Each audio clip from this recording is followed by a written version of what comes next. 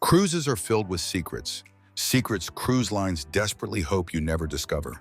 Because behind the glitz, the buffets, and the breathtaking ocean views lies a playbook of psychological tricks and money traps designed to extract every dollar from your wallet without you even noticing. Let's start from the moment you book.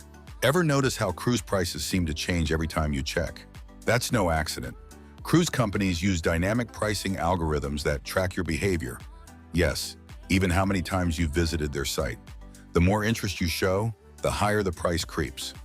Clear your cookies, go incognito, or use a different device when checking prices.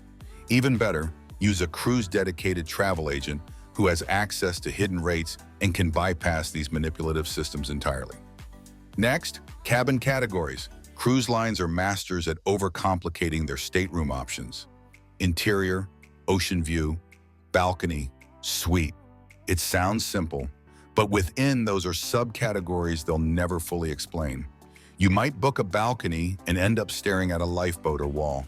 Some cabins are placed beneath nightclubs, under anchor chains, or next to crew access doors. And once you're on board, it's too late to change. Always study third-party deck plans and avoid cabins at the front or back of the ship unless you want to feel every wave. Now let's talk embarkation. Cruise lines want you on board early, not just for convenience, but because the sooner you're on, the sooner you're spending. Bars open. Drink packages are pushed aggressively. You're tired, you're in vacation mode, and suddenly that $300 unlimited drink package seems like a deal. But here's what they won't tell you. It's not unlimited. Most packages cap you at 15 drinks per day, and sharing, strictly forbidden. Caught ordering a drink for your partner? They'll revoke your pass, no refund. And speaking of drink packages, did you know bottled water often isn't included? Neither is fresh juice or specialty coffee. Cruise lines segment everything to upsell you piece by piece. Want sparkling water at dinner? That's extra. Want a cappuccino in the morning? Extra. Before you know it, that all-inclusive vibe starts to feel like a mirage. But the real psychological games begin when you start exploring the ship. Every hallway, every light fixture, every scent is carefully curated. Soft lighting and ambient music in shopping areas. High-traffic paths designed to slow you down with plush carpet and wide storefronts. You think you're just browsing, but cruise designers know exactly where your eyes will land. The jewelry store always comes before the pool deck. The watch kiosk sits beside the photo gallery, where you're already emotional from seeing snapshots of your family at sunset, and that's by design. Cruises use emotional timing to sell. They release your family photos during dinner hours when you're relaxed, maybe had a glass of sparkling water. They push anniversary or birthday packages right after embarkation, when excitement peaks. It's all designed to catch you off guard and nudge you to buy on impulse. Ready for the next level of cruise manipulation? Because we haven't even stepped into the spa, the casino, or the so-called free entertainment yet. Stay with me. This rabbit hole goes deeper than you think. Let's walk into the spa. On day one, you'll see flyers everywhere. Limited time offers, sea-day specials, VIP discounts. It all feels urgent, but the truth is these promos are recycled every cruise. Spa services are one of the highest margin upsells on the ship, and staff are trained not just in massage, but in subtle, high-pressure selling. That free consultation you signed up for? It's scripted to steer you toward premium treatments, product bundles, or multi-day wellness packages you didn't plan to buy. Even worse, many spa staff are on commission. They upsell because their paycheck depends on it. The relaxing ambiance is real, but so is the pitch behind it. If you want a treatment, wait until the last sea day. That's when the real discounts hit. And always ask for prices up front, especially for add-ons. That hot stone enhancement could double your bill. Next stop, the casino. Cruise ship casinos are open only in international waters for legal reasons. And the moment you're 12 miles out, the lights flash on and the machines start ringing. But these aren't Vegas odds. Slots on cruise ships are notoriously tighter, with lower payout percentages. You're playing a rigged game, literally floating in the middle of nowhere with no clocks, no windows, and plenty of complimentary drinks. And that's not accidental. Clocks are intentionally removed from public areas to dissolve your sense of time. Same goes for windows in the casino. It's a sensory cocoon, just like in Las Vegas. You're lulled into staying longer, spending more, and forgetting the outside world even exists. Then comes the free entertainment. Trivia nights, dance classes, karaoke contests. They sound harmless, but they're placed strategically to move people through high-margin zones. You'll often find the prize redemption station next to the jewelry shop.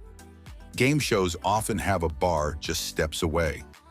Everything is laid out to increase foot traffic where it counts most, revenue per passenger.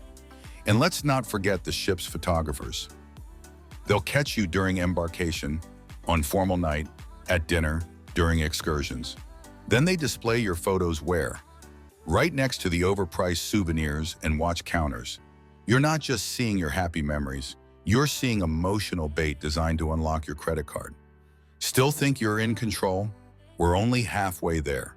The biggest traps are still ahead: shore excursions, art auctions, and the loyalty program designed to lock you in for good. Let's keep going. Let's talk about shore excursions, the highlight of many cruises, and also one of the most overpriced traps afloat. Cruise lines contract with local tour providers, then mark up the price by 50 to 200%. That $89 cultural tour you booked through the ship, it's likely offered on shore for 30 or less. And cruise passengers who book independently often get a more intimate, authentic experience. Cruise lines scare you into booking through them with the phrase, "We guarantee the ship won't leave without you." It's true if you book with them, but many private tour operators offer the same guarantee and communicate directly with the ship. They have just as much to lose if you're late. So do your research, compare prices, and don't fall for the fear tactic. Now let's peek inside the art auctions. Yes, actual art auctions happen at sea, complete with champagne, emotional stories, and pressure to invest while on vacation. Cruise ships partner with third-party art dealers who create the illusion of scarcity and urgency. That limited edition print might sound like a steal until you get home and realize it's mass-produced and sold for less online. Auctioneers use powerful psychological triggers: applause when someone bids, countdowns, exclusive time-limited deals. You're tipsy, sunburned, and riding an endorphin high. It's the perfect cocktail for irrational spending. Want a tip? Never bid at sea. Take a photo of the piece, look it up later, and compare prices sober. You'll thank yourself. But perhaps the most overlooked trick of all is the loyalty program. Cruise lines love to dangle status: gold, platinum, diamond, as if you're ascending into some elite travel society. In reality, these tiers are designed to lock you in and create brand dependency. Free laundry, priority boarding, early booking perks, they sound valuable, but they come at the cost of flexibility. Many travelers stick with one cruise line to climb the loyalty ladder, even when better ships, prices, or itineraries are available elsewhere. That's not loyalty, that's a mental trap. Cruise smarter, book based on itinerary, ship reviews, and actual value, not your points balance. And we're still not done. The cruise industry's most clever tricks are the ones you don't see: the invisible design of the ship, the pricing psychology, and the silent data they collect from your onboard behavior. That's what we'll uncover next. Let's pull back the curtain on the secrets most passengers never realize, even while they're living them. Cruise ships are built like psychological playgrounds. Their architecture is intentionally maze-like. Straight quarters? Rare. Instead, the ship's layout curves, zigzags, and bottleneck. Why? To slow you down, to keep you inside revenue zones longer. Shops, bars, spas. Every casual detour you take past the duty-free store is by design. And lighting? Cool tones energize. Warm lights relax. Expect warm lights where they want you lingering and spending. Even the elevators are part of the plan. Ever notice how slow they are on purpose? It's no accident. Long waits encourage passengers to use the stairs, which just happen to wind past more bars, casinos, and shopping arcades. You think you're being active, really, you're being sold to. Then there's scent marketing. That luxurious spa smell, it's piped through vents into nearby hallways. The bakery scent wafting near the atrium, engineered and timed during peak snack hours. Cruise ships weaponize aroma to trigger appetite and spending. You're not just hungry, you've been chemically nudged. Behind the scenes, everything you do is tracked. Your room key is also your wallet, your ID, your cruise behavior tracker. Where you go, what you spend on, how long you linger, it's all recorded. Some ships use facial recognition to auto-tag your photos, link them to your profile, and generate targeted sales pitches.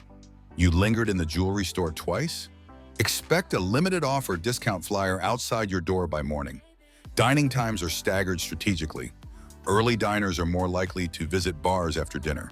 Late diners tend to spend more at the casino pre-meal. And the placement of food itself? Buffets start with cheap, filling carbs. Proteins, shrimp, steak, fish are at the end, once your plate's already full. It's portion control dressed as generosity. The upsell extends to every activity. Want to enjoy that cooking class? Sure. Unless you want the wine pairing, that's another $30. How about a behind-the-scenes tour? A printed photo at the end is $25. Every experience has a premium tier, and they rarely tell you that until it's too tempting to back out. Even your disembarkation is monetized. Want to get off the ship early? That's a priority disembark fee. Want your luggage handled? That's a tip trap built into your final bill. And about that bill, review it carefully. Cruise lines are known for surprise charges. Internet usage, minibar snacks, gratuity adjustments. They slip in like a stowaway. But what happens when the cruise dream turns into a nightmare? Medical emergencies at sea are costly. Tiny medical centers with limited staff charge hundreds, even thousands. And cruise doctors don't follow US standards. You waive your rights when you board. Travel insurance? Many policies skip cruise-specific issues like shipboard quarantine or helicopter medevacs. Others only reimburse later or deny claims due to alcohol or pre-existing conditions. Read the fine print. Go with cruise-focused primary coverage. Missed ports? Unless you bought a port guarantee, you get nothing.